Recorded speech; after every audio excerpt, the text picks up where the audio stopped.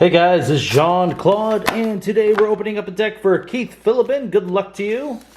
Let's see some sweet enhancements. Last deck only had one enhancement in the whole deck, kind of crazy. Let's see something with just a pile of them. Blue Archon and a blurry screen. Hold up. Alright, we're gonna have to pause this thing for just a sec. Alright, let's see if this is better. I was messing with my camera settings earlier today. It seems still a little bit weird, but this is just the best we have right now. Alright, so it was a Blue Archon. First house. Dis, very nice. Second house.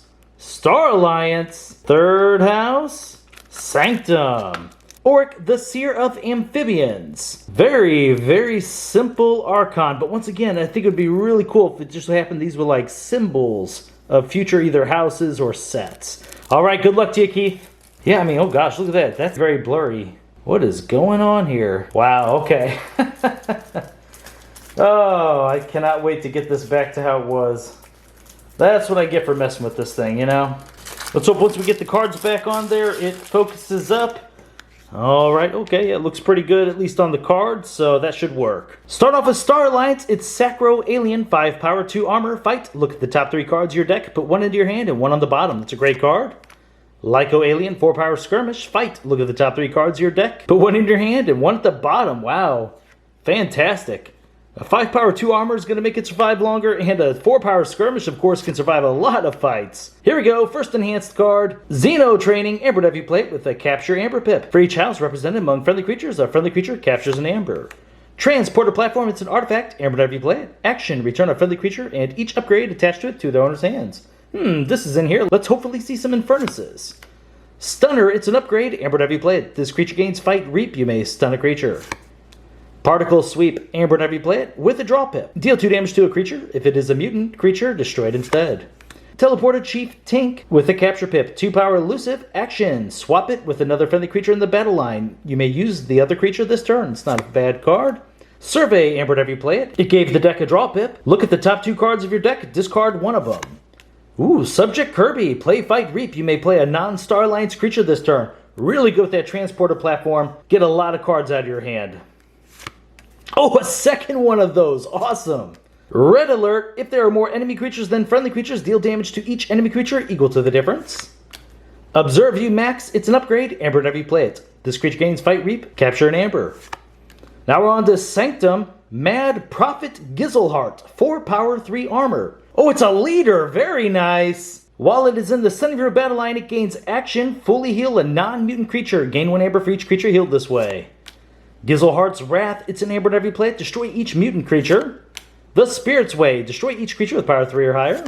A second The Spirit's Way, this one with the Capture Amber Pip. Well, I guess if we have some smaller creatures, oh, like those Subject Kirby's, that could work. Scrivenger Fabian, oh, this is a great card. 3 power, it gave 2 capture pips to the deck. When you resolve a capture bonus icon, you may choose to steal 1 Amber instead. Please give us a taunt to go along with this creature. Gizelheart Standard, it's an artifact. Amber Dev you play it. Each friendly creature with Amber on it gets +1 armor. Play Exalt a friendly creature. Bring Low, Amber Dev you play it. This enhanced the capture pip. Capture all but 5 of your opponent's Amber, distributed among any number of friendly creatures. Wow, that's an interesting take on Doorstep to Heaven. This time it doesn't punish you though. If you have 6 or more Amber, you'll still be able to forge on your turn. Oh, Barrister Joya, 5 power, 1 armor. Enemy creatures cannot reap. I'm loving this Sanctum so far. Amber Heart, it's an artifact with a captured pip. Action, Exalt, Ward, and fully heal a friendly creature. Smite, ready and fight with a friendly creature. Deal 2 damage to the attacked creature's neighbors. Goes good with the skirmish guy we had in Star Alliance. Second one of those. Ardent Hero, 4 power taunt. Ardent Hero cannot be dealt damage by mutant creatures or creatures with power 5 or higher. Okay, that goes pretty good with those smites as well, depending on your opponent's deck. Now we're on to Dis, and look at this. Chubaro apparently came back from the past. 7 power. You must lose 3 Amber in order to play Chubaro. Has taunt, and whatever it's destroyed, gain 5 Amber. This is one of those cards that's a huge gamble. If you know your opponent has something like Tempting Offer or Nature's Call, something that returns cards to your hand, this is not a card you want to play. Make sure they get them out of their hand first. Soul Keeper, it's an upgrade. Amber Dev you play it. This creature gains destroyed. Destroy the most powerful enemy creature. Okay, I just thought of something interesting. Maybe on a Dis turn, depending on what else is in here, you might be able to play Chubaro down, lose 3 Amber, put Soul Keeper on an opponent's creature, kill your opponent's creature, If Chubaro is your biggest creature, that would be a long time you do this. Destroy Chubaro and get 5 amber. Instant payoff. Pandemonium, amber whenever you play it. Each undamaged creature captures an amber from its opponent. Waking Nightmare, amber whenever you play it. Gave the deck a capture pip. So much capture in this deck that goes so well with that Scrivenger. Keys cost +1 amber for each disc creature in play during your opponent's next turn. A second one of those. Techno Fiend, 3 power. Reap, discard a card from your hand. If you do, draw a card. Destroyed, steal an amber. Mark of Dis, amber whenever you play it. Deal 2 damage to a creature. If it is not destroyed, its controller must choose that creature's house as their active house on their next turn. It's a great card. Oh, a second one of those. Imagine stringing those back to back, putting your opponent in a bad position. Wow, you really did get the Infernus with the transporter platform. How sweet is that? 4 power. Play. Purge up to 2 cards from a discard pile. Your opponent loses amber equal to the number of amber bonus icons on the purged cards. Fantastic. Oh my gosh. Oh, wow, Keith. You have 2 Infernuses, 2 Subject Kirby's. You got a lot of great targets for that transporter platform. Dominator Bobble. It's an artifact enhanced with a capture pip action. Use a friendly creature. Another great way to use those Subject Kirby's.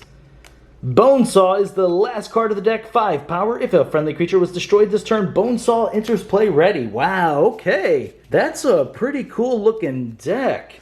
Looks like you had a decent amount of amber control. Not sure how we ended up on amber pips, but this is, yeah, I felt like there was a lot of creatures. When it's destroyed, stealing amber, almost count that as part of amber. I think we'll throw it up there.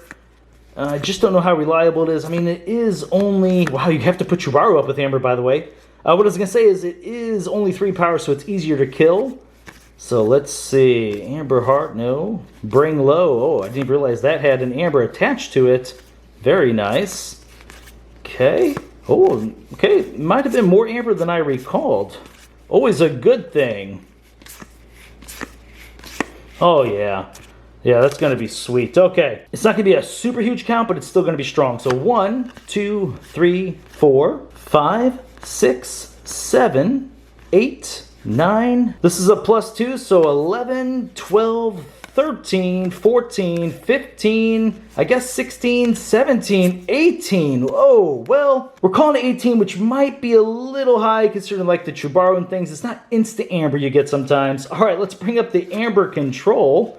Almost could count transporter platform because of Infernuses, but we won't for now. It'll be something that's just going to be a huge value if you get it while you're playing the deck itself. All right, so Bring Low is a great big amber control card. Pandemonium does the same. Nightmares are nice. Ooh, this amber control is going to be up there. Did I miss any capture amber pips? Gosh. Just go back through it. Okay, Xeno Training had it. So weird because you got to look at the cards as what they are, and you still have to remember to look up in the corner because they might have that capture amber pip. But especially in a deck like this, seems like it had quite a few that was added. We're going to put Scrivenger up because it is stealing. We're going to see what the total capture amber pip is in this deck. Let's see. Okay. All right, so we have 1, 2, we'll call that 3, 4, 5, 6, 7, 8, 9, 10, 11, 12, 13, 14. Oh my gosh, not even counting the transporter platform. This deck. This is what's so great about Mass Mutations, guys. Let's get the creatures up. This is just a really crazy looking deck. Man, oh man, come on. Tell me we had a decent amount of creatures and I wasn't just blinded by the amber and amber control. Tell me we got it. Come on, baby. You know, even if we don't, there's quite a few cards in here that are able to take care of some boards. You had to, like, destroy all mutants. You had the Spirit's Way for 3 or higher. You had the Red Alert if it is a low creature count, so it's not going to be too much of a negative, just in case it is a low creature count. So let's count it up. 1, 5, 10, 14. Okay, it is a lower creature count.